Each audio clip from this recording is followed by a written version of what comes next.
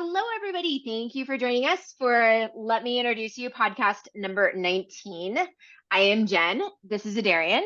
Today, we are talking about how to use rotations to teach and learn movement skills. This is going to be good. This is going to be good. But first, I thought we should define rotation because I feel like sometimes people don't use the word but don't fully think about what it means. And in physics, to rotate is to move in a circle around an axis or center. Yeah. So what does that mean, like when we move?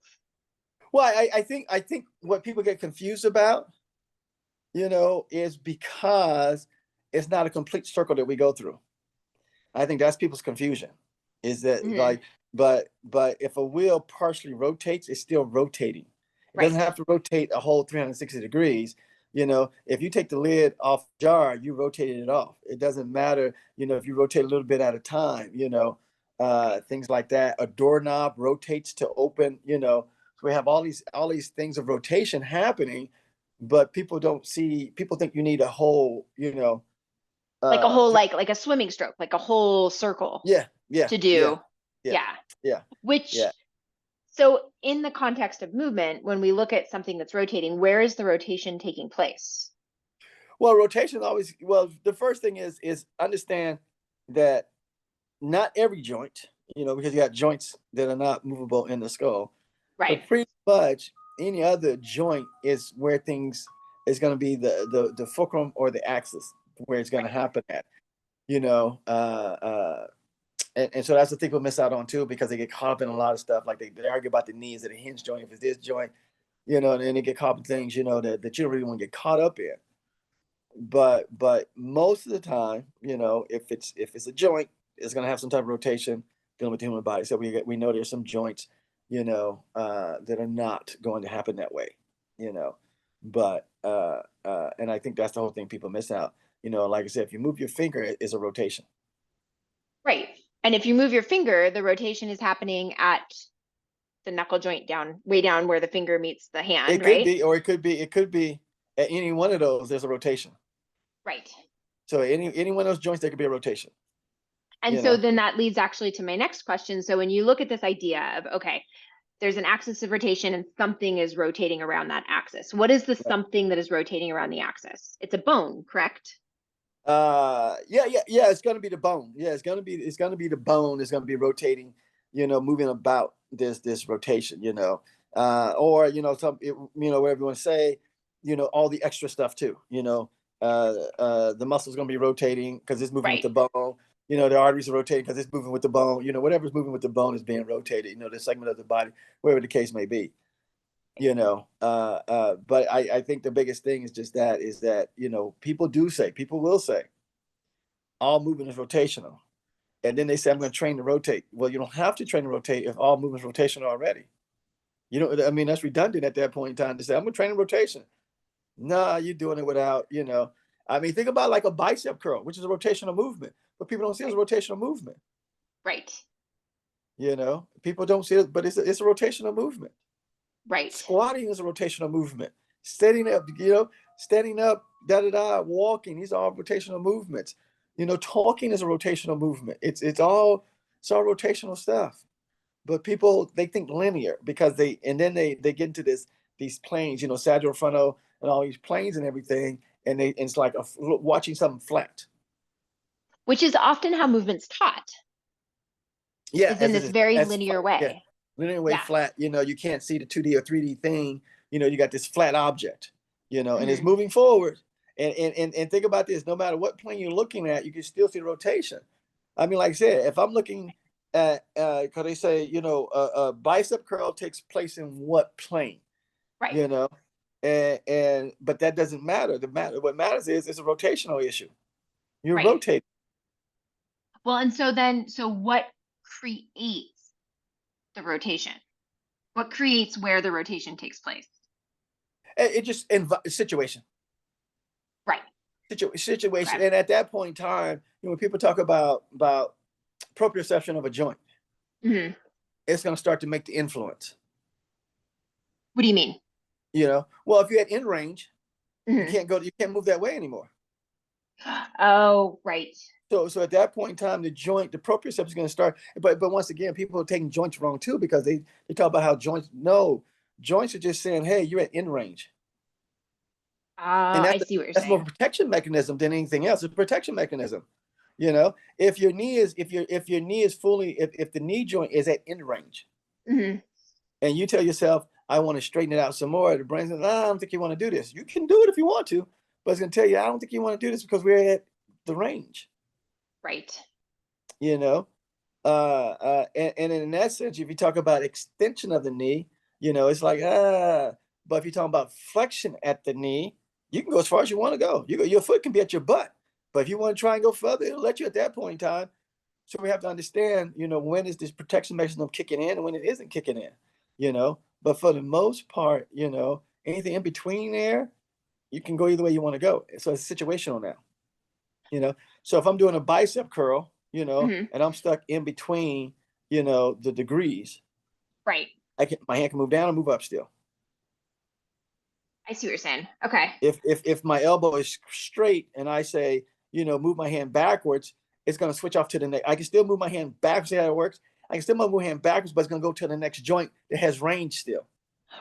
Right. And what will allow all of that to happen, or what will kind of create the ability for all of that to happen, is where the effort is occurring, right?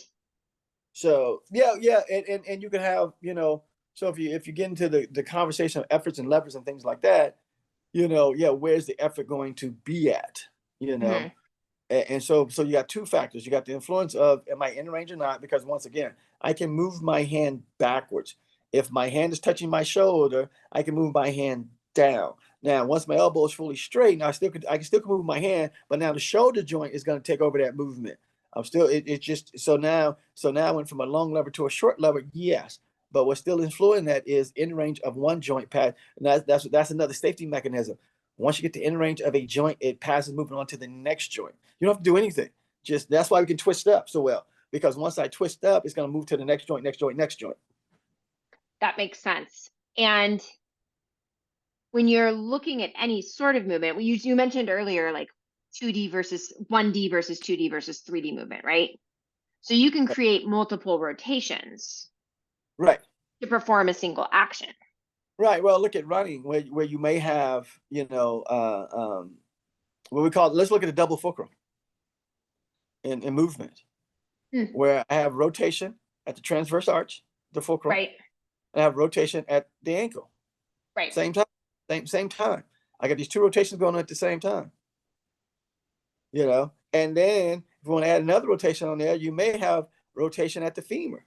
So I may have rotation Hmm. at the femur, rotation at the tibia, and rotation of the foot. All three happen at the same time.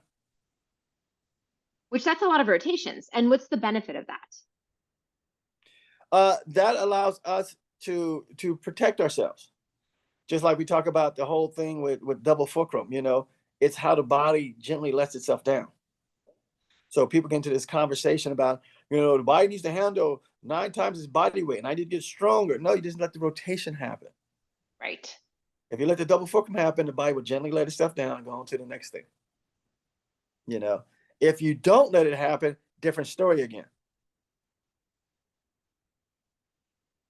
So it becomes, what we do to override these things that we should be letting rotation, we should just happen. You don't have to train it. Like I said, you don't have to make your foot stronger, just let it rotate. Right. But at the same time, what people are also not understanding is how you can train bad rotation. And what I mean by that is this here, let's take the foot again, where people Hmm. are training extension of the toe. Hmm. You don't need to, once again, you don't need to train that. The amount of toe extension you get is based on situation again. So I don't need to train to flex my toe 180 degrees. You don't need to do that.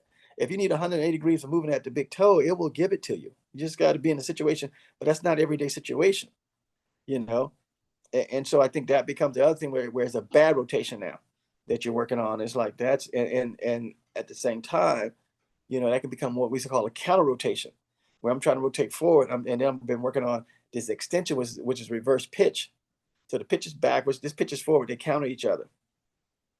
Which can be really helpful for creating a lot of different actions within the body because it creates input. Yeah. That could be one of those things, that you go, okay, but but once again, do I need that much?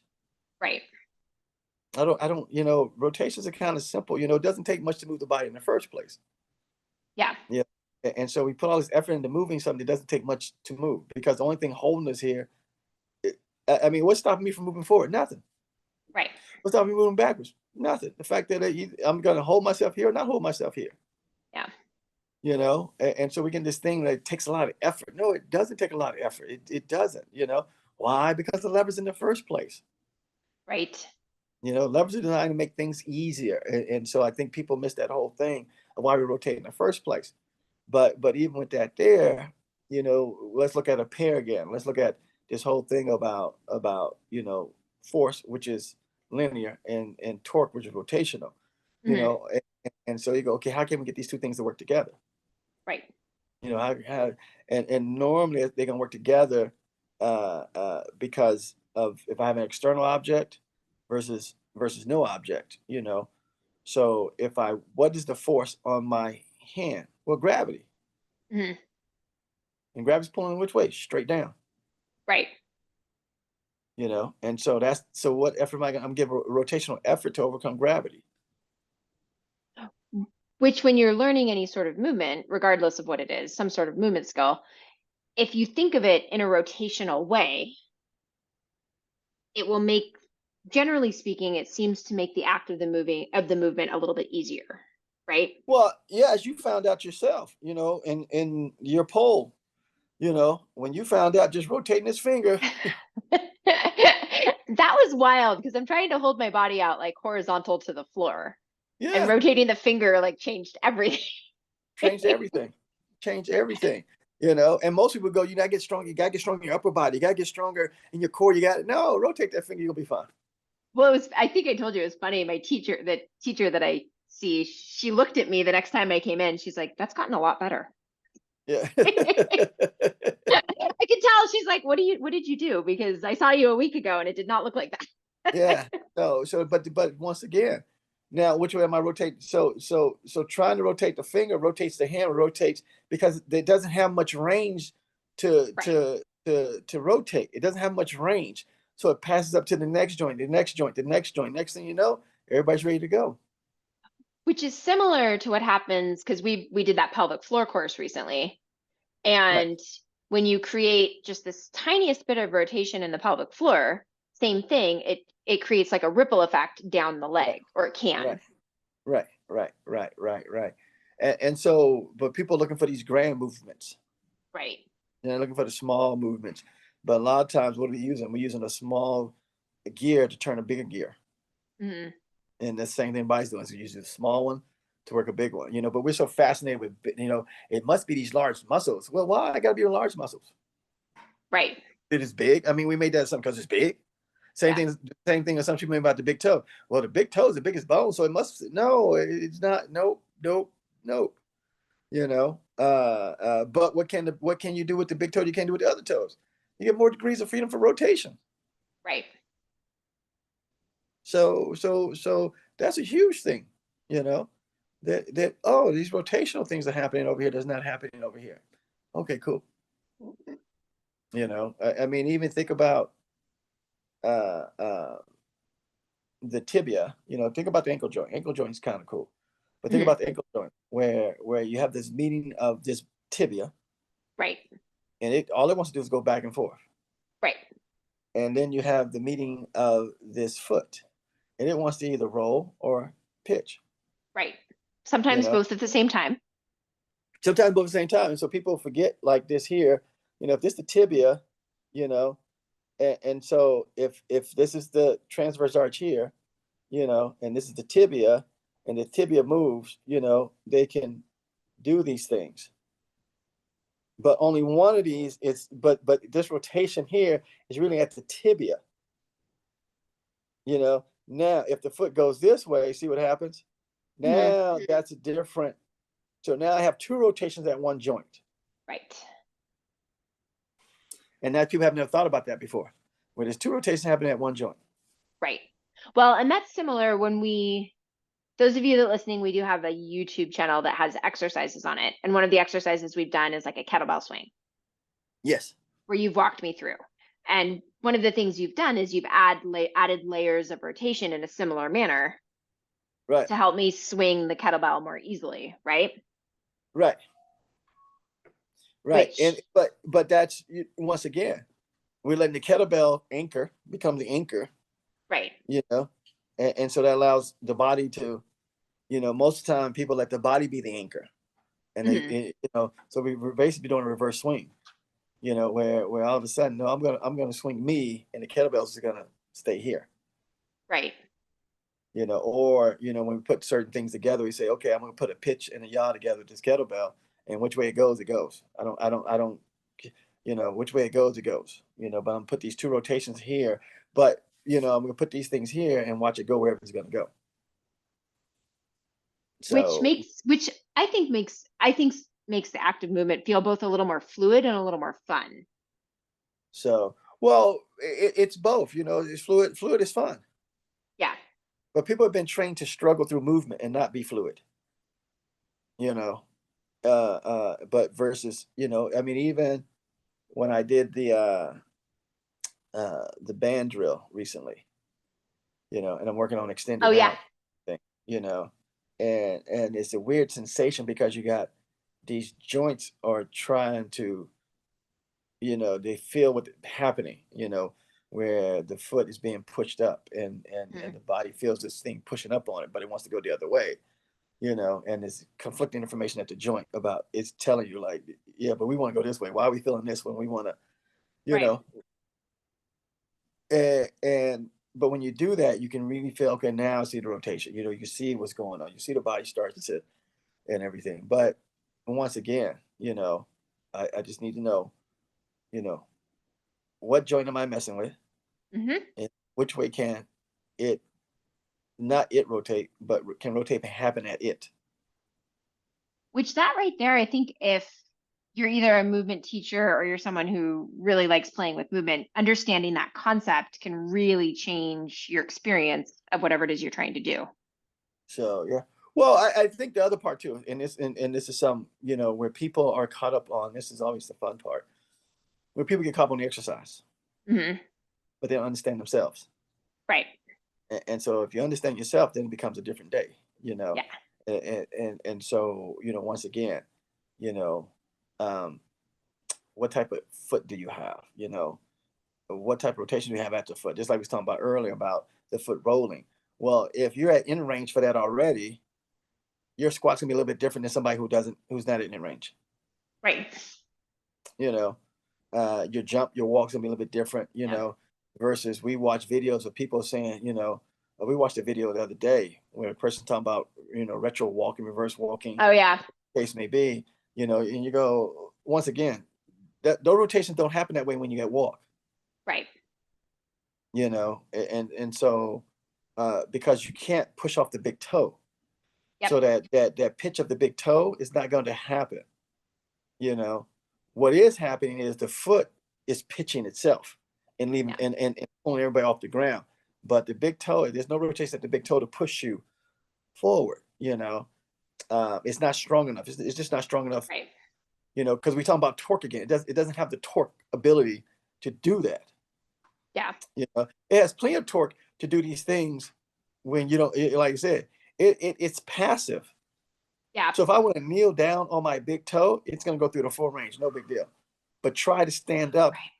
with the big toe like that. It's not. It doesn't have the torque. Right. So I think those become. When do we go through these things? Even with levers again. When do I need this bigger lever, this bigger lever arm, this longer lever arm, this shorter lever arm? When do I need these things? And everything. So that's even like I'm thinking about even in shoes, and people, foot deformity, whatever people want to call it, Hmm. is based on the body acquiescing to the shoe. Right. Right. So think about this here. If you a lot of women wear shoes that are narrow, Yes. So what does the big toe do?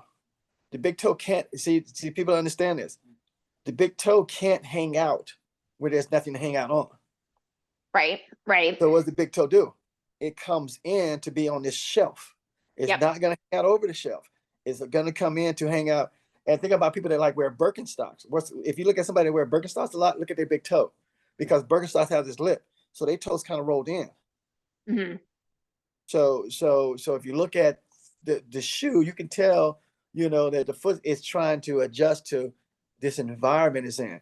It's not that the foot's being squished or anything like that. It just Mm-hmm. understands that, hey, if I'm walking in this shoe with a narrow ledge, in a sense, my big toe cannot hang over this ledge. The pinky toe cannot hang over. So we're gonna pull these Right. guys in to make sure everybody's on this ledge.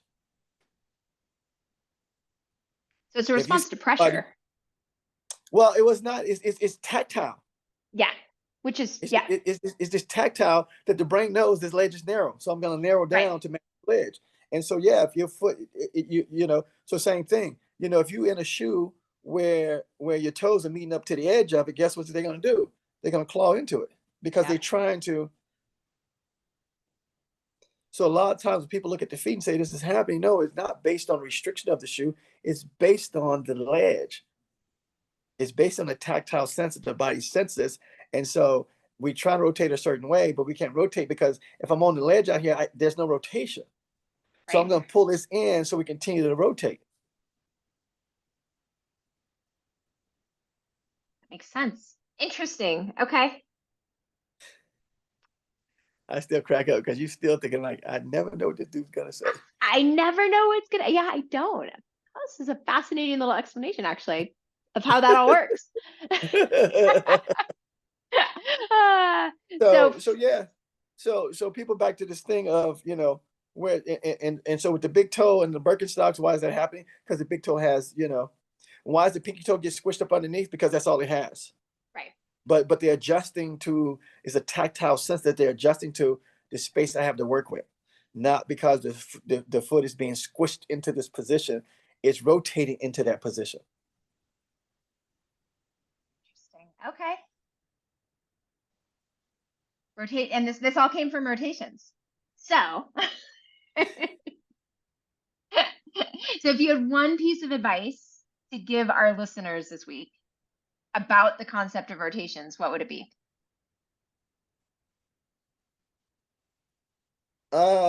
Stop overthinking.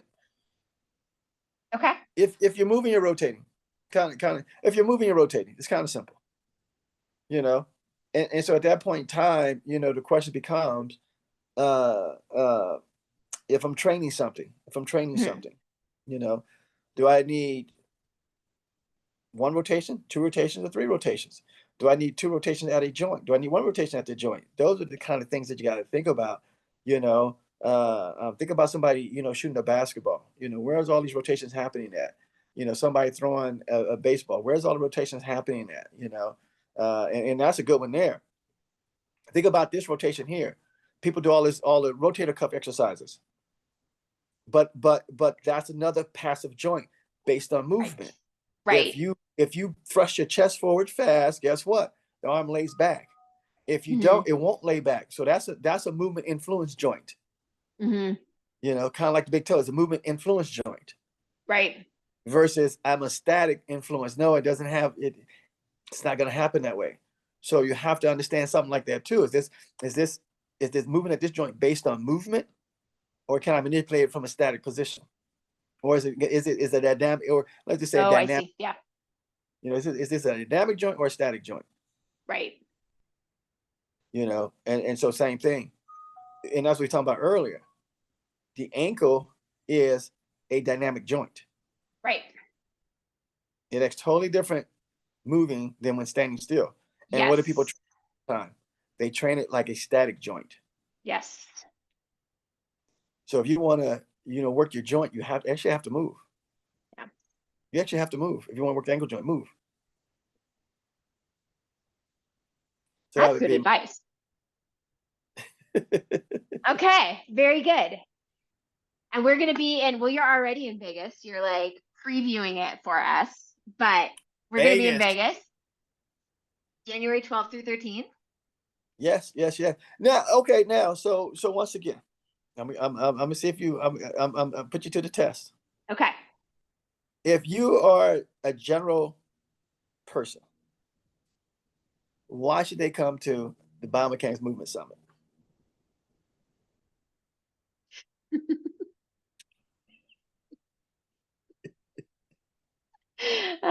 Because you want to deepen your understanding of movement.